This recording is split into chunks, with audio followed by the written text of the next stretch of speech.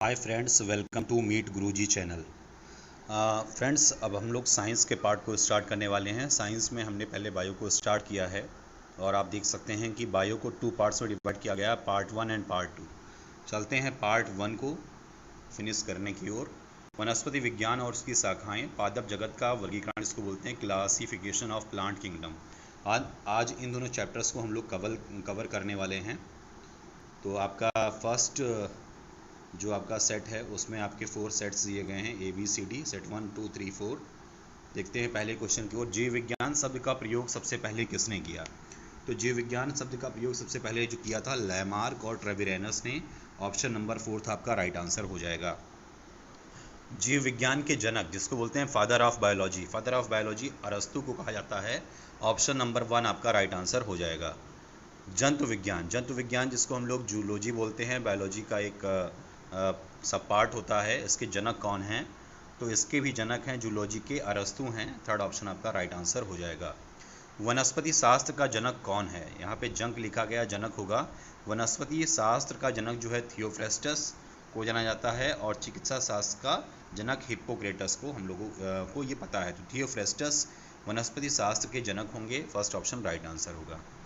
चिकित्सा शास्त्र का जनक मैंने अभी बता दिया आपको कि हिप्पोक्रेटस होंगे। थर्ड ऑप्शन आपका राइट आंसर हो जाएगा। बॉटनी शब्द की उत्पत्ति किस भाषा से हुई? तो बॉटनी शब्द की उत्पत्ति जो भाषा से हुई थी, ग्रीक भाषा है। ऑप्शन नंबर 4 आपका राइट आंसर हो जाएगा। हिस्टोरिया प्लैंटेरम पुस्तक के लेखक कौन हैं? हिस्टोरिया प्लैंटेरम, ये आप देख रहे हैं कि प्लैंटेरम मतलब प्लांट से रिलेटेड है। प्लांट्स का मतलब हो गया, आप हम लोग वनस्पति के बारे में बात करते हैं तो वनस्पति विज्ञान के जो जनक हैं वही हिस्टोरिया प्लैंटेरम बुक उन्होंने लिखी है। थियोफ्रेस्टस राइट आंसर हो जाएगा आपका। हिस्टोरिया एनिमेलियम पुस्तक के लेखक कौन हैं? तो अरस्तु इसके राइट आंसर हो जाएंगे। ऑप्शन नंबर 1 आपका राइट आंसर हो जाएगा। चिकित्सा शास्त्र के विद्यार्थियों को किसकी शपथ दिलाई जाती है? चिकित्सा शास्त्र के जनक की शपथ दिलाई जाती है जो कि हिप्पोक्रेटस हैं। तो हिप्पोक्रेटस आपका राइट आंसर हो जाएगा। हिप्पोक्रेटस यहाँ पर आपका राइट आंसर हो जाएगा। नेक्स्ट क्वेश्चन की ओर चलते हैं। 10th क्वेश्चन है आपका, वह विज्ञान जिसका संबंध जीवनधारी या आप जीवधारी के अध्ययन से कहलाता है, उसको हम लोग जीव विज्ञान कहते हैं, बायोलॉजी कहते हैं। ऑप्शन नंबर 4 आपका राइट आंसर हो जाएगा। सेट नंबर 1 हम लोगों ने कंप्लीट कर लिया है। सेट नंबर 2 की ओर चलते हैं। फाइकोलॉजी में किसका अध्ययन किया जाता है? फाइकोलॉजी में शैवालों का अध्ययन किया जाता है। ऑप्शन नंबर 1 आपका राइट आंसर हो जाएगा। शैवाल है और कवक है। फाइकोलॉजी में शैवाल का और माइकोलॉजी में कवक का। नेक्स्ट है आपका, पर्यावरण का अध्ययन जीव विज्ञान की किस भाषा के अंतर्गत किया जाता है? पर्यावरण का अध्ययन जीव विज्ञान की शाखा है जिसको बोलते हैं पारिस्थितिकी या इंग्लिश में इकोलॉजी बोलते हैं। थर्ड ऑप्शन आपका राइट आंसर हो जाएगा। फूलों के संवर्धन के विज्ञान को क्या कहते हैं? यहाँ पे फूलों के संवर्धन का जो विज्ञान है फ्लोरिकल्चर कहलाता है। ऑप्शन नंबर 2 आपका राइट आंसर हो जाएगा। डेंड्रोलॉजी का संबंध किससे है? डेंड्रोलॉजी का जो संबंध होता है वो दोस्तों झाड़ियों के अध्ययन से होता है। तो ऑप्शन नंबर 3 आपका राइट आंसर हो जाएगा। कर रहा है, ये दिखा रहा है ऑप्शन के वृक्षों के अध्ययन से और झाड़ियों के अध्ययन से, दोनों होगा। लेकिन डेंड्रोलॉजी का जो संबंध होता है केवल और केवल झाड़ियों के अध्ययन होता है। तो ऑप्शन नंबर C ही आपका राइट आंसर होगा। नेक्स्ट क्वेश्चन है आपका, पुष्पों का अध्ययन क्या कहलाता है? पुष्पों का जो अध्ययन कहलाता है वो आपका एंथ्रोलॉजी कहलाता है। एंथोलॉजी लिखा गया है। आपका राइट आंसर हो जाएगा 1। जीवाश्म वनस्पति विज्ञान में अध्ययन किया जाता है किसका? जीवाश्म वनस्पति विज्ञान में जीवाश्मों का अध्ययन किया जाता है। ऑप्शन नंबर 2 आपका राइट आंसर हो जाएगा। नेक्स्ट क्वेश्चन है, वनस्पति संवर्धन से संबंधित विज्ञान की शाखा को क्या कहते हैं? वनस्पति संवर्धन से संबंधित विज्ञान की शाखा जो कहलाती है हॉर्टिकल्चर कहलाती है। ऑप्शन नंबर 4 आपका राइट आंसर हो जाएगा। 18th क्वेश्चन जो आपका है, जीवों एवं वातावरण की अंतर अभिक्रिया में संबंधित जीव विज्ञान की शाखा क्या कहलाती है? पारिस्थितिकी कहलाती है। ऑप्शन नंबर 2 आपका राइट आंसर हो जाएगा।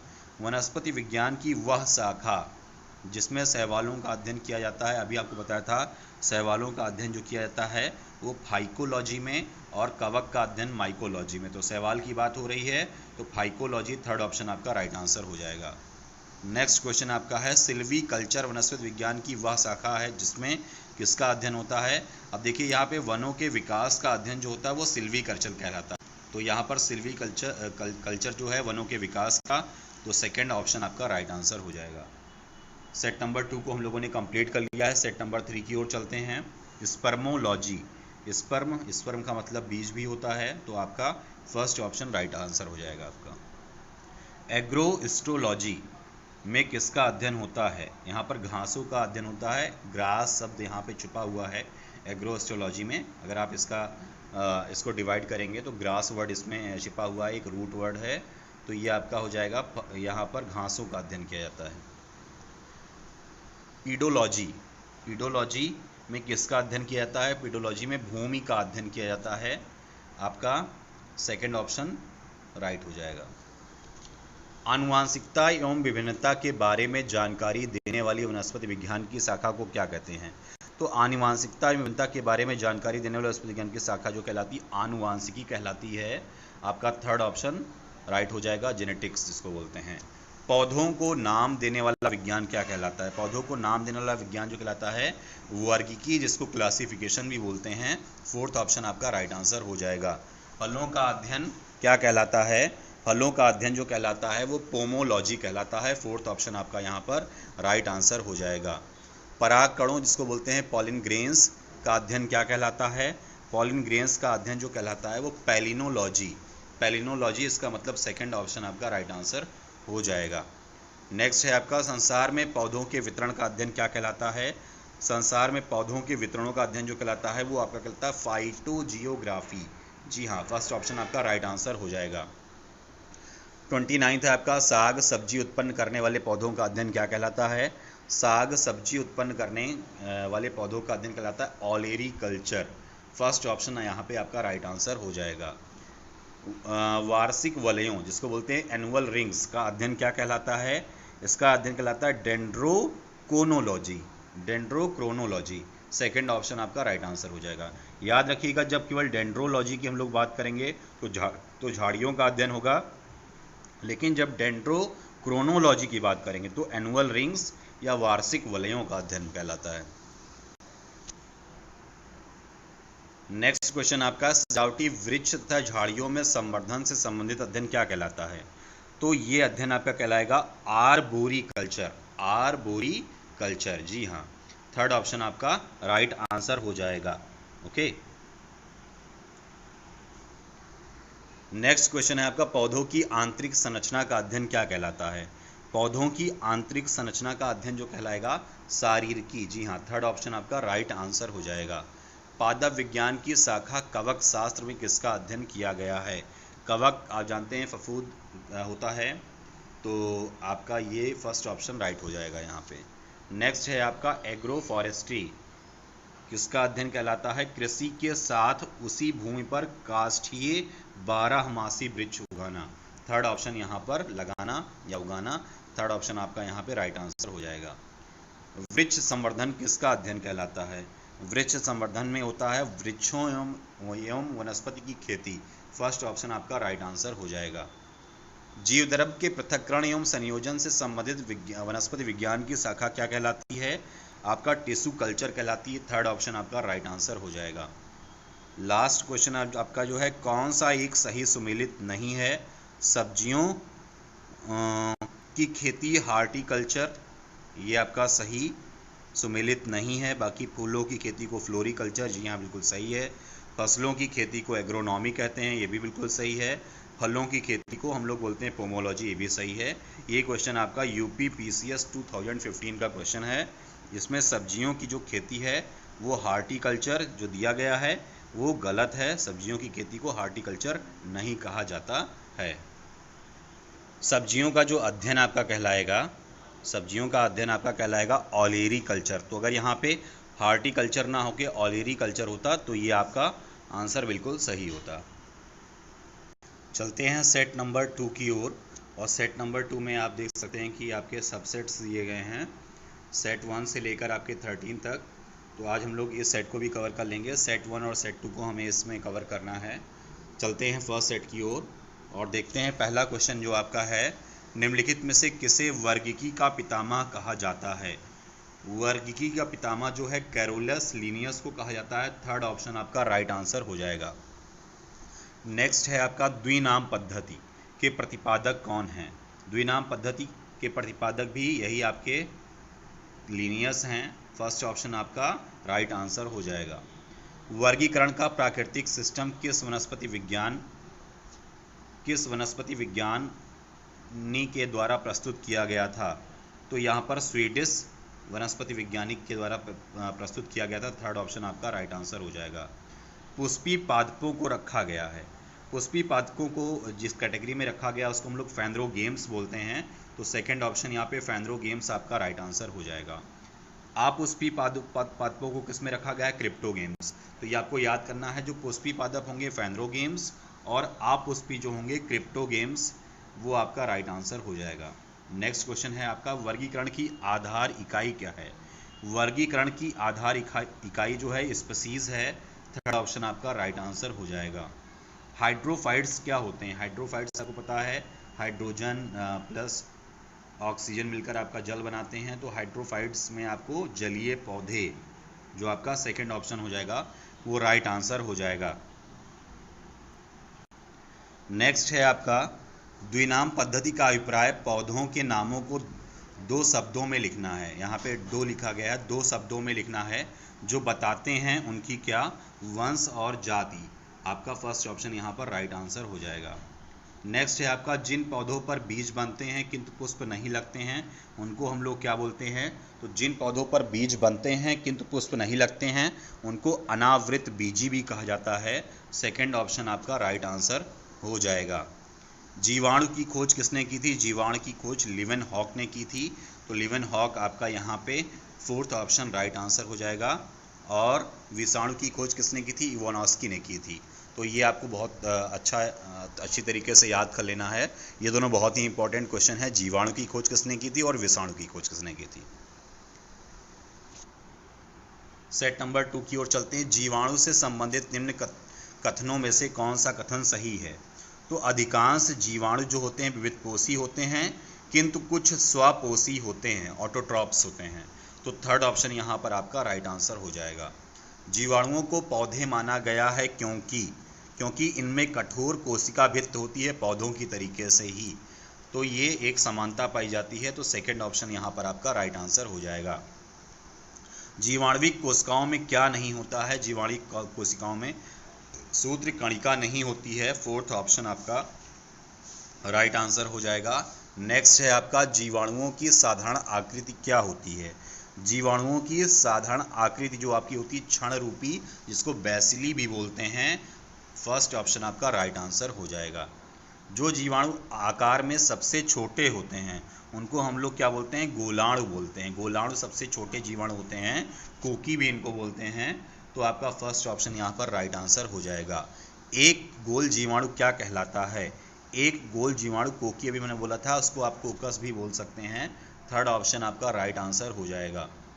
एक सर्पिल जीवाणु क्या कहलाता है। सर्पिल है आपका, तो आप देखेंगे सर्पिल स्पाइरिलम एक ऑप्शन है जो कि आपके सर्पिल से प्रोनाउंसिएशन में थोड़ा बहुत मैच करता है। तो स्पाइरिलम आपका राइट आंसर हो जाएगा। फोर्थ ऑप्शन यहाँ पर राइट आंसर हो जाएगा। वास्तविक केंद्रक किसमें अनुपस्थित होता है। तो वास्तविक केंद्रक आपका बैक्टीरियाज जीवाणुहॉक में अनुपस्थित होता है, जिसकी खोज आपको पता है जीवाणुओं की लीवेनहॉक ने की थी।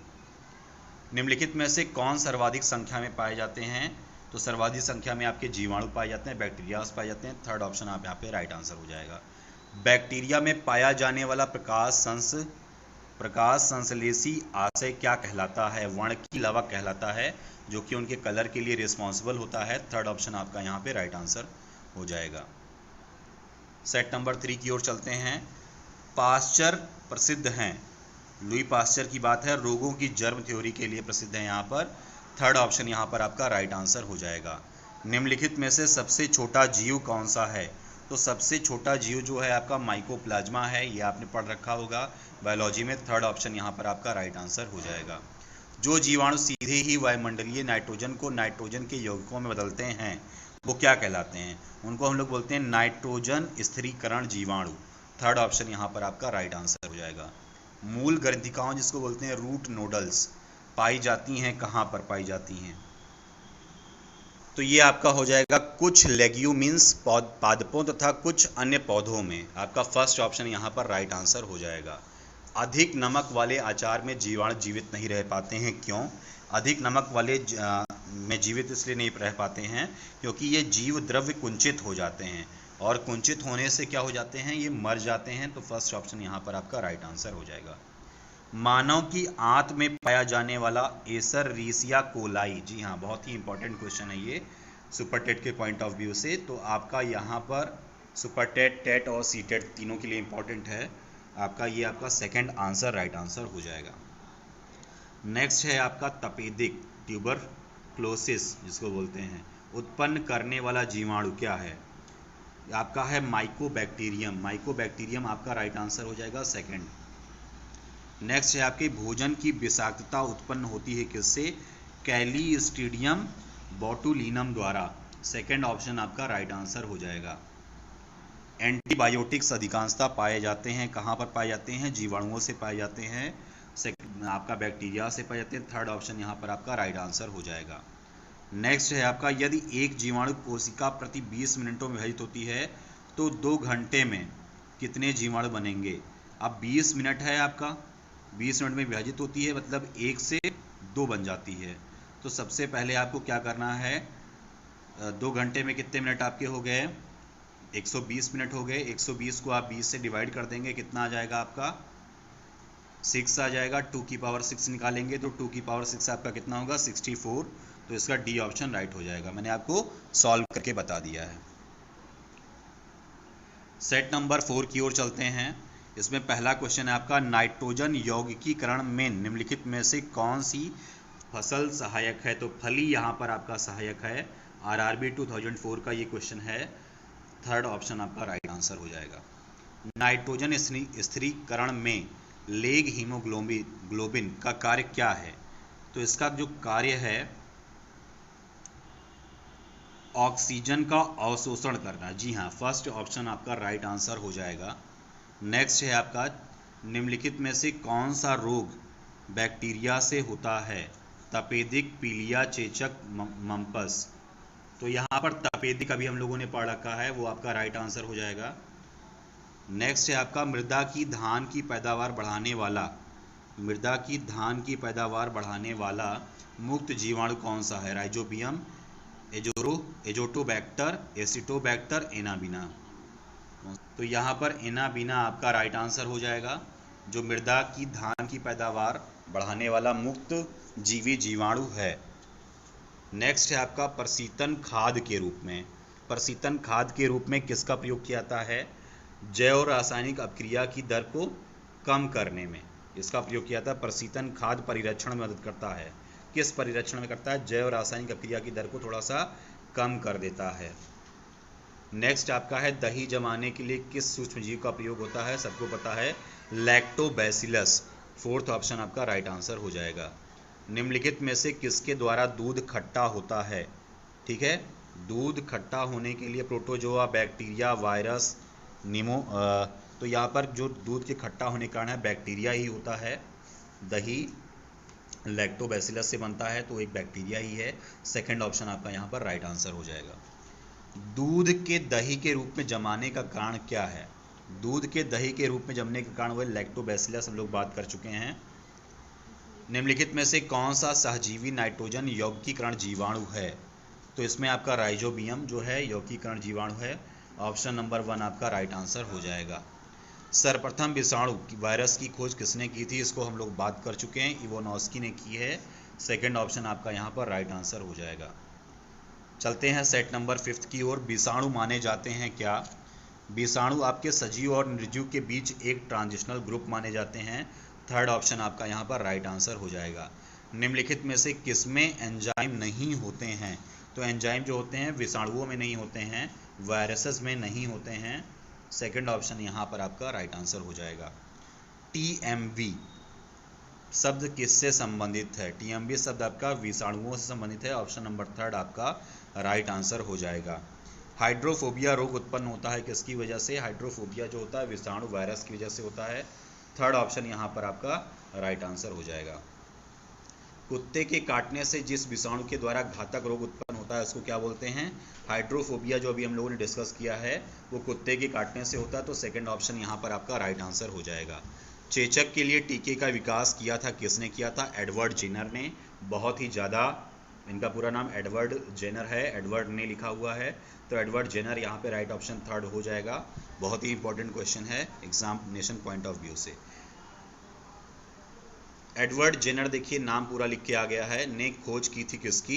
इन्होंने चेचक के टीके की खोज की थी। फोर्थ ऑप्शन यहाँ पर आपका राइट आंसर हो जाएगा।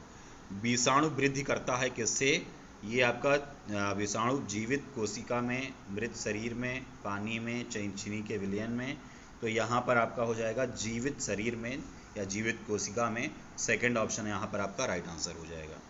विषाणु निर्जीव माने जाते हैं क्योंकि ये क्रिस्टलाइज हो सकते हैं, ऑप्शन नंबर 2, यही मेन रीजन है कि इनको निर्जीव मानते हैं हम लोग। नेक्स्ट क्वेश्चन है, एंजाइम अनुपस्थित होते हैं किसमें? एंजाइम, अभी हम लोगों ने बात की थी कि विषाणुओं में एंजाइम्स क्या होते हैं? एब्सेंट होते हैं, तो आपका सेकंड ऑप्शन यहाँ पर आपका राइट आंसर हो जाएगा। चलते हैं सेट नंबर 6 की ओर। एड्स के कारण है क्या? T4 लिम्फोसाइट की कमी की वजह से एड्स होता है, इसका फुल फॉर्म आपको पता है, एक्वायर्ड इम्यूनोडिफिशियंसी सिंड्रोम, तो आपका फर्स्ट ऑप्शन यहाँ पर राइट आंसर हो जाएगा। HIV, human immuno deficiency virus, HIV का फुल फॉर्म होता है, और HIV द्वारा होने वाला रोग जो है आपका एड्स है, एक्वायर्ड इम्यूनो डिफिशियंसी सिंड्रोम, तो बहुत ही इंपॉर्टेंट क्वेश्चन है आपका ये, एड्स यहाँ पर राइट आंसर हो जाएगा। एड्स वायरस क्या होता है? एक स्टैंडर्ड RNA होता है आपका, एक सूची RNA जिसको बोलते हैं। फर्स्ट ऑप्शन यहाँ पर आपका राइट आंसर हो जाएगा। एड्स का कारण क्या है? एड्स का कारण आपको पता है वायरस, HIV एक वायरस ही होता है। थर्ड ऑप्शन यहाँ पर आपका राइट आंसर हो जाएगा। इबोला क्या है? इबोला भी एक वायरस है। फोर्थ ऑप्शन यहाँ पर आपका राइट आंसर हो जाएगा। एड्स फैलता है किससे? हाथ मिलाने से, जी नहीं। श्वास संपर्क से नहीं, कीटों से नहीं, असुरक्षित शारीरिक संपर्क से, जी हाँ, ये ऑप्शन बिल्कुल सही है। फोर्थ ऑप्शन आपका राइट आंसर हो जाएगा। विषाणु में क्या होते हैं? न्यूक्लिक एसिड और प्रोटीन होते हैं विषाणुओं में, इनका कॉम्बिनेशन होता है nucleic acid and protein. Second option आपका राइट आंसर हो जाएगा। सार्स क्या है? एक विषाणु जनित रोग होता है। सेकंड ऑप्शन आपका यहाँ पर राइट आंसर हो जाएगा। खसरा संक्रमण के कारण होता है, किसके? विषाणुओं के संक्रमण के कारण होता है, तो खसरा जो है विषाणु के द्वारा होता है। फर्स्ट ऑप्शन राइट आंसर हो जाएगा। निम्नलिखित में से कौन सा रोग विषाणु के कारण होता है? चेचक, अभी हमने बताया कि चेचक के टीके की खोज किसने की थी? एडवर्ड जेनर ने, तो ये एक आपका वायरस से फैलने वाला रोग है, तो चेचक यहाँ पर आपका राइट आंसर हो जाएगा। चलते हैं नेक्स्ट सेट की ओर।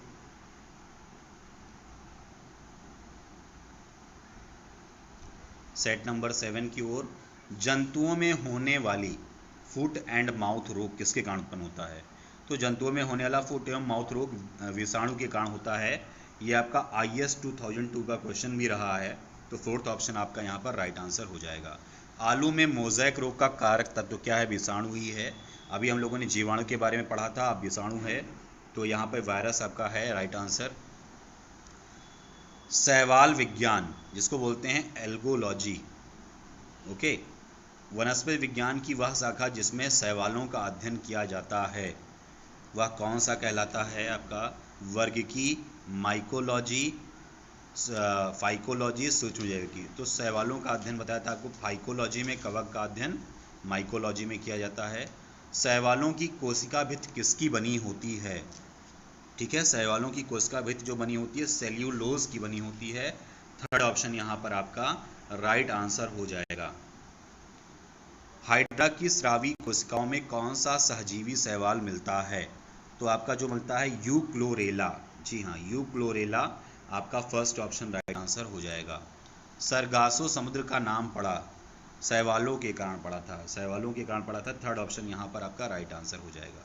गलगंड रोग से बचा जा सकता है और कुछ समुद्री खरपतवार खाने से इसका इलाज होता है, क्योंकि इसमें प्रचुर मात्रा में होता है, क्या होता है? इसमें आयोडीन होता है, तो आयोडीन आपका सेकंड ऑप्शन राइट आंसर हो जाएगा। किस शैवाल से आयोडीन प्राप्त होती है? तो लैमिनेरिया सेकंड नंबर शैवाल से हमें आयोडीन प्राप्त होती है। केल्प प्राप्त होता है किससे? केल्प जो होता है समुद्री शैवालों से प्राप्त होता है। फर्स्ट ऑप्शन आपका राइट आंसर हो जाएगा। निम्नलिखित में से कौन सा स्वापोषित है? तो शैवाल जो होते हैं वो ऑटोट्रॉफिक होते हैं, स्वापोषित होते हैं, तो यहाँ पर आपका शैवाल राइट ऑप्शन हो जाएगा। चलते हैं सेट नंबर 8 की ओर। निम्नलिखित में से कौन सा एक जीव चावल की फसल के लिए जैव उर्वरक का कार्य करता है?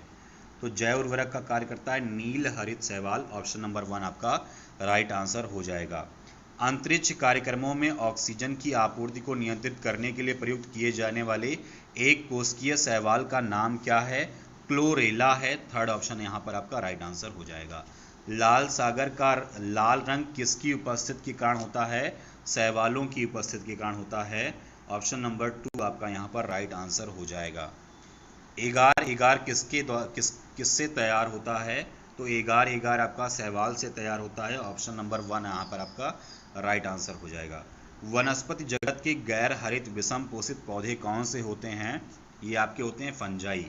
आपका सेकंड ऑप्शन राइट आंसर हो जाएगा। ये आपके गैर हरित विषम पोषित होते हैं। कवकों की कोशिका भित्ति सेल वॉल किसकी बनी होती है? काइटिन व हेमीसेलुलोज की। कवक के बारे में अगर हम बात कर रहे हैं, कवकों का अध्ययन आपको पता है आपका ये माइकोलॉजी में होता है, तो यहाँ पे काइटिन व हेमीसेलुलोज आपका राइट आंसर हो जाएगा।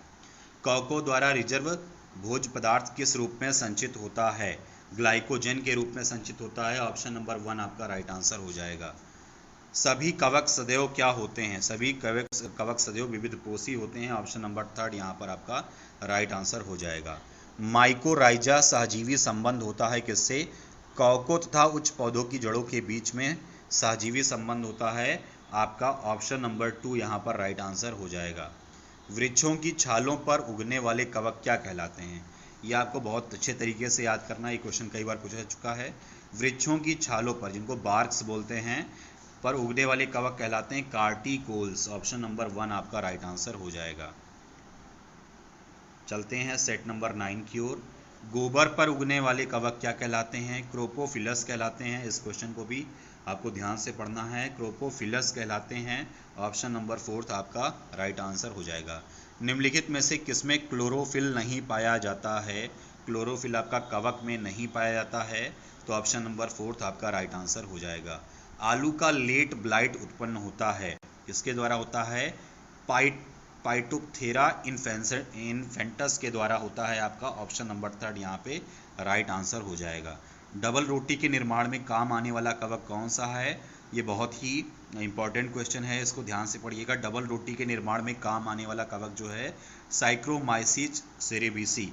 ऑप्शन नंबर 3 आपका राइट आंसर हो जाएगा। पेनिसिलियम क्या है? पेनिसिलियम क्या है? एक कवक है। ऑप्शन नंबर 3 आपका यहाँ पर राइट आंसर हो जाएगा। पेनिसिलिन की खोज किसने की है? ये बहुत ही ज़्यादा इंपॉर्टेंट क्वेश्चन है।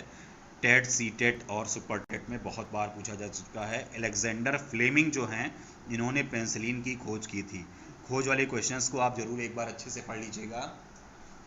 ऑप्शन नंबर 3 आपका राइट आंसर हो जाएगा। अर्गोट किससे प्राप्त होता है? Rhizobium, Claviceps, Phytomonas, Albugo. तो आपका यहाँ पे क्लेविसेप्स आपका राइट आंसर हो जाएगा। सेकंड ऑप्शन आपका राइट आंसर हो जाएगा। नेक्स्ट क्वेश्चन आपका है, औद्योगिक स्तर पर पेनिसिलिन प्राप्त किससे की जाती है? तो आपका सही आंसर हो जाएगा पेनिसिलियम क्राइसोजेनम। सेकंड आंसर आपका राइट आंसर हो जाएगा। नेक्स्ट है, जब गेहूं के गुथे हुए आटे में यीस्ट कोशिकाएं मिलाई जाती हैं तो डबल रोटी कोमल और छिद्रयुक्त हो जाती है, क्योंकि CO2 का उत्पादन कर रोटी को स्पंजी बना देता है। ये आपका हो जाएगा। CO2 मीन्स कार्बन डाइऑक्साइड का उत्पादन कर रोटी को स्पंजी बना देता है। सेकंड ऑप्शन आपका राइट आंसर हो जाएगा। ईस्ट में कायिक जनन होता है किसके द्वारा? मुकुलन के द्वारा। जी हाँ, मुकुलन के द्वारा आपका राइट आंसर हो जाएगा, फर्स्ट ऑप्शन। सेट नंबर 10 की ओर चलते हैं। निम्नलिखित में से कौन सा खाने योग्य कवक है? तो खाने योग्य कवक जो है आपका एगेरिकस है। थर्ड ऑप्शन आपका राइट आंसर हो जाएगा। LSD किससे प्राप्त होता है? LSD जो प्राप्त होता है आपका, वो आपका प्राप्त होता है कवक से। सेकंड ऑप्शन आपका यहाँ पर राइट आंसर हो जाएगा। विस्तृत स्पेक्ट्रम प्रतिजैविकी किससे उत्पन्न होते हैं? स्ट्रेप्टोमाइसिस, फर्स्ट ऑप्शन आपका राइट आंसर हो जाएगा। स्ट्रेप्टोमाइसिन को किसने पृथक किया? सर्वप्रथम जो पृथक किया था इसको वॉक्समैन ने किया था। फोर्थ ऑप्शन आपका राइट आंसर हो जाएगा। टिक्का रोग किससे संबंधित है? टिक्का रोग आप सबने सुना, मूंगफली का टिक्का रोग, तो मूंगफली से संबंधित है। फोर्थ ऑप्शन आपका राइट आंसर हो जाएगा। गन्ने में लाल सड़न, रेड रॉट डिजीज किसके द्वारा उत्पन्न होती है? तो ये कवक के द्वारा उत्पन्न होती है। थर्ड ऑप्शन आपका राइट आंसर हो जाएगा। सामान्य खाद्य छत्रक क्या होता है? कस कर ठसाठस भरे कवक जाल। थर्ड ऑप्शन आपका यहाँ पर सामान्य खाद्य छत्रक, इसलिए इन्हें छत्रक भी कहा जाता है। एक प्रकार का ठसाठस कवक से भरे जाल होते हैं ये, और छत्र रूप से निर्मित होते हैं। थर्ड ऑप्शन आपका राइट आंसर हो जाएगा। मशरूम क्या है? मशरूम आपको पता है एक कवक है। फर्स्ट ऑप्शन राइट आंसर हो जाएगा। प्रथम वियुक्त प्रतिजैविकी कौन सा था? तो आपका पेंसिलिन ही था। आपका पेंसिलिन की खोज अलेक्जेंडर फ्लेमिंग ने की है, ये हम लोगों ने पढ़ लिया है। नेक्स्ट है आपका एथलीट फुट नामक बीमारी किसके कारण उत्पन्न होती है? कवक के कारण उत्पन्न होती है। बहुत ही ज़्यादा इंपॉर्टेंट क्वेश्चन है ये आपका। सेकंड आंसर राइट आंसर हो जाएगा। चलते हैं सेट नंबर 11 की ओर। निम्नलिखित में से कौन सा एक कवक एवं उच्च पादप की जड़ों के बीच उपयोगी कार्यात्मक संबंध को दर्शाता है? तो इसमें आपको माइकोराइजा जो है वो उपयोगी संबंध, कार्यात्मक संबंध को दर्शाता है। फोर्थ ऑप्शन आपका राइट आंसर हो जाएगा। एफ्लाबिस किससे बनते हैं? कवकों से बनते हैं। डबल रोटी के निर्माण में किस कवक का प्रयोग किया जाता है? अभी हम लोगों ने इस क्वेश्चन को पढ़ा था कि सैक्रोमाइसिस सेरेविसी, तो सैक्रोमाइसिस थर्ड ऑप्शन आपका दिया गया है, जो कि आपका डबल रोटी के निर्माण में प्रयोग किया जाता है। लाइकेन जो एक नग्न चट्टान पर भी पारिस्थितिक अनुक्रम को प्रारंभ करने में सक्षम है, यहाँ पर हो जाएगा। वास्तव में किसके सहजीवी सहचर हैं? शैवाल और कवक के हैं। सेकंड ऑप्शन यहाँ पर आपका राइट आंसर हो जाएगा। निम्नलिखित में से क्या SO2 प्रदूषण का सर्वोत्तम सूचक है? लाइकेन, ये क्वेश्चन बहुत बार पूछा गया है। लाइकेन जो होता है प्रदूषण का सर्वोत्तम सूचक होता है। सेकंड ऑप्शन यहाँ पर आपका राइट आंसर हो जाएगा। लिटमस किसमें से निकाला जाता है? तो लिटमस आपका लाइकेन से प्राप्त किया जाता है। थर्ड ऑप्शन यहाँ पर बिल्कुल राइट आंसर होगा। लाइकेन में कवक और शैवाल के मध्य सहजीवी संबंध क्या कहलाता है? हेलोटिज्म कहलाता है। फर्स्ट आंसर आपका राइट हो जाएगा। पेड़ों की छालों पर उगने वाले लाइकेन को क्या कहते हैं? पेड़ों की छालों पर उगने वाले लाइकेन को कार्टिकोल्स कहते हैं। कार्टिकोल्स आपका राइट आंसर हो जाएगा। चट्टानी स्तर पर लाइकेन विकास को क्या कहते हैं? जो चट्टान पर होते हैं उसको बोलते हैं सेक्सिकोल्स, और पेड़ों की छाल पर जो होते हैं उसको बोलते हैं कार्टिकोल्स। तो यहाँ चट्टान की बात हो रही है, तो सेकंड आंसर आपका राइट आंसर हो जाएगा। जापान के लोग किस लाइकेन को सब्जी के रूप में खाते हैं? तो जापान के लोग इंडोकार्पन थर्ड ऑप्शन आपका राइट आंसर है, इसे सब्जी के रूप में भी खाते हैं। चलते हैं नेक्स्ट सेट की ओर, सेट नंबर 12 की ओर। मिर्गी की औषधि किस लाइकेन से प्राप्त होती है? तो मिर्गी की जो औषधि है वो आपका परमेलिया, ऑप्शन नंबर 4 आपका राइट आंसर हो जाएगा। वनस्पति जगत में निम्नलिखित में से किसको जल, स्थल, चर, उभयचर भी कहा जाता है? जल और स्थल मतलब दोनों पे चलते हैं, उभयचर कहेंगे इसको। तो यहाँ पर ब्रायोफाइट्स हो जाएगा, आपका थर्ड ऑप्शन राइट आंसर हो जाएगा। जड़ के स्थान पर मूलाभास पाया जाता है किसमें? तो यहाँ पर आपका हो जाएगा जड़ के स्थान पर ब्रायोफाइट्स में ही मूलाभास पाया जाता है। थर्ड ऑप्शन राइट आंसर हो जाएगा।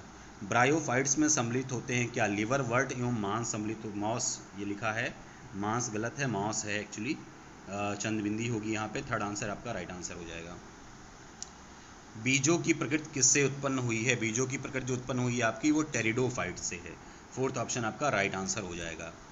जलीय फर्न जिसे जैव उर्वरक के रूप में प्रयुक्त किया जाता है वह क्या कहलाता है? वह आपका एजोला कहलाता है। एजोला आपका सेकंड ऑप्शन राइट आंसर हो जाएगा। पुनर्जीवन का गुण होने के कारण निम्नलिखित में से किसे मेजों पर सजावट के लिए रखते हैं? तो मेजों पर सजावट के लिए रखा जाता है आपका सिलेजिनेला। थर्ड ऑप्शन आपका राइट आंसर हो जाएगा। नेक्स्ट चलते हैं आपका पुनर्जीवन का गुण, ये तो हमने कर लिया क्वेश्चन। निम्नलिखित में से किसके बीजाणु दवा के रूप में प्रयोग किए जाते हैं? तो बीजाणु जो दया के रूप में प्रयोग किए जाते हैं, लाइकोपोडियम, इसको दवा के रूप में भी, औषधि के रूप में प्रयोग किया जाता है। ऑप्शन नंबर 1 आपका राइट आंसर हो जाएगा। नेक्स्ट क्वेश्चन है, निम्नलिखित में से किसे जैव उर्वरक के रूप में प्रयोग किया जाता है? जैव उर्वरक के रूप में प्रयोग करते हैं हम लोग एजोला को। ऑप्शन नंबर 3 आपका राइट आंसर हो जाएगा।